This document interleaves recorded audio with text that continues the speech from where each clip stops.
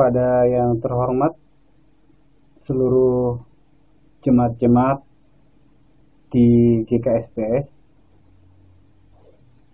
kepada 14 klasis di 4 provinsi, Lampung, Bengkulu, Jambi, dan Sumatera Selatan, dan yayasan-yayasan GKSPS.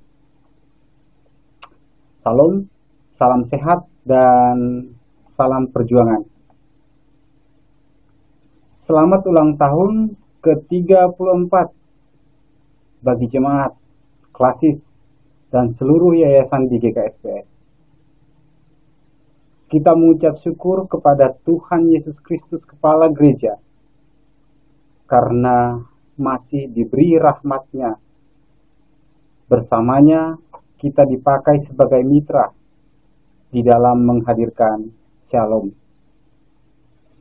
Kita mengucap syukur karena diberi kesempatan sekaligus perlindungan selama 34 tahun sebagai gereja. Ucapan syukur ini kita dahulukan untuk memulai menyemangati perayaan ulang tahun ini. Namun, di balik syukur itu ada duka, kegetiran, ketakutan, dan keputusasaan. Karena kita masih di dalam bencana pandemi COVID-19. Mungkin saat ini ada yang sedang menjalani perawatan di rumah sakit, menjalani isolasi mandiri, atau sedang berjuang untuk bantuan medis.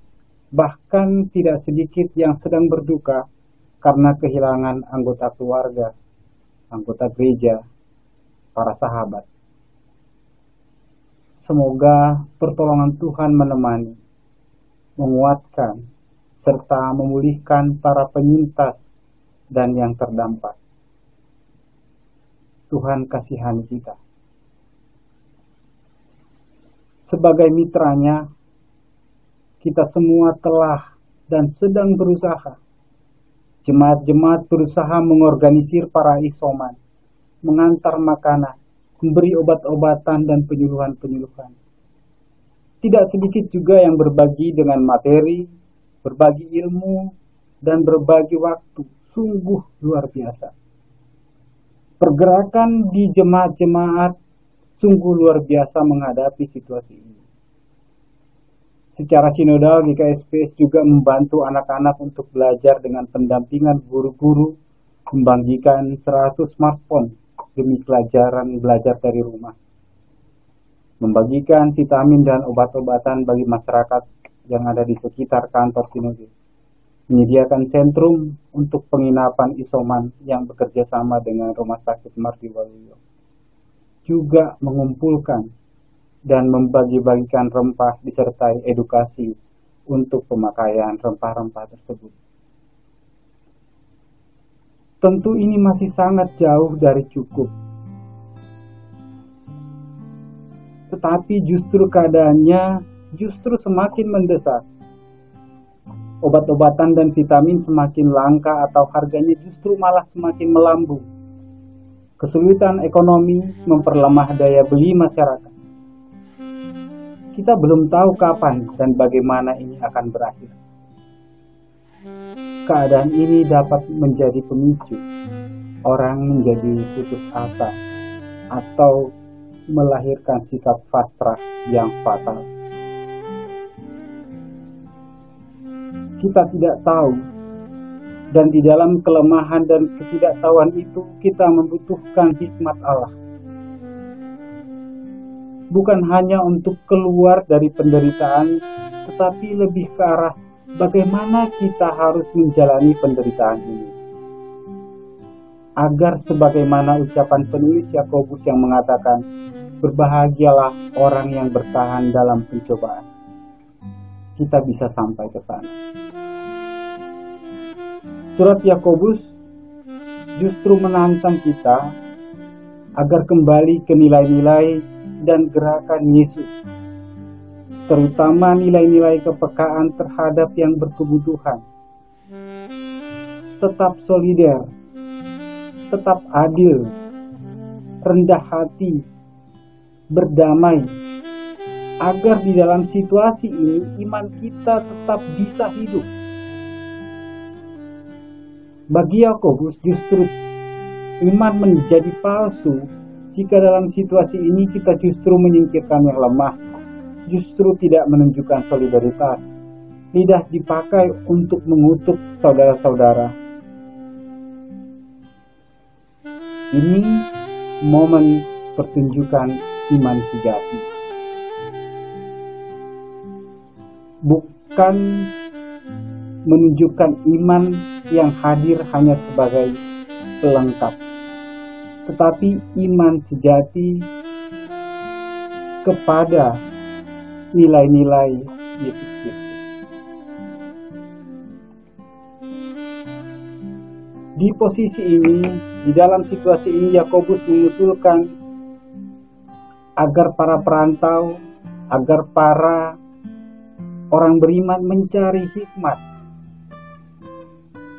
Karena dengan hikmat menjadi mungkin bagi kita untuk melihat tujuan hidup serta jalan mana yang harus dilalui sebagai umat Allah dan sebagai orang yang beriman tetap kepada Yesus Kristus. Pandemi COVID-19 ini seyogianya menampilkan wajah yang tidak menumpuk kebutuhan, yang tidak menumpuk obat-obatan, yang tidak menumpuk vitamin pada diri sendiri atau kelompok yang lebih mampu daripada yang lain. Keadaan ini justru menantang kita untuk berani berbagi dengan apa yang sudah diberi kepada kita untuk mengoptimalkannya. Kita tetap bisa berbagi dengan yang lain sebagai tanda iman sejati. Pandemi COVID-19 ini mengingatkan dua identitas kita. Yang pertama sebagai mayoritas petani yang diseberangkan oleh Allah di bumi Sumbaksel. Karena dengan identitas ini kita diingatkan bahwa Allah memperlengkapi kita dengan banyak hal. Bersyukur kita berada di wilayah pertanian yang menghasilkan banyak obat-obatan. Ini berkat Tuhan untuk GKSBS. GKSBS yang lahir dari sejarah pertanian yang sangat memperhatikan kebijakan-kebijakan lokal. Masyarakat kita dibekali dengan kemampuan pengolahan obat-obat tradisional yang tersedia di sekitar kita. Identitas kedua yang diingatkan kepada kita adalah sebagai gereja sejati yang tetap berbagi dengan apa yang ada, bukan dengan apa yang tidak ada.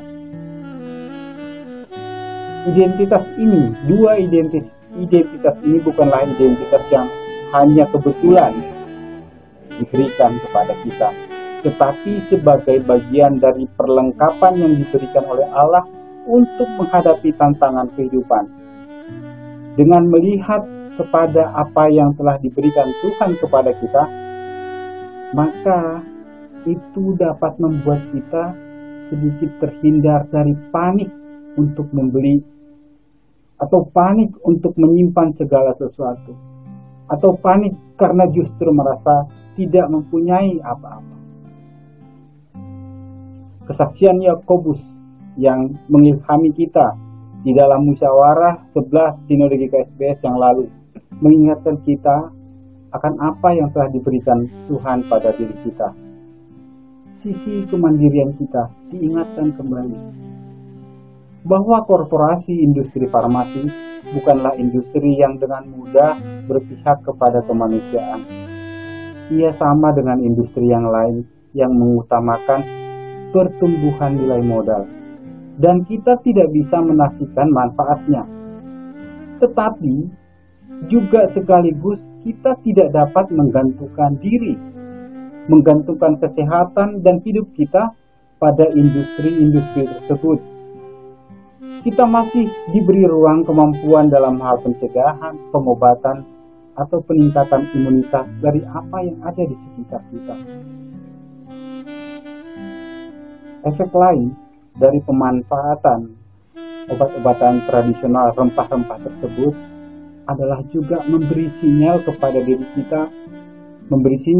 diri kita sendiri bahwa kita masih dapat melakukan sesuatu untuk melawan pandemi ini. Ini pesan optimis yang kita kirim pada diri kita sendiri agar dapat mendorong imunitas kita.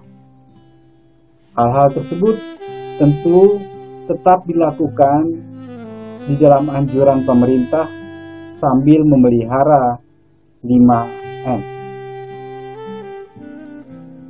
Bapak, Ibu, dan saudara-saudara yang dikasihi oleh Tuhan, kita dihadirkan di tanah pertanian yang penuh melimpah dengan materi-materi yang mencukupkan kebutuhan kita, termasuk obat-obatan.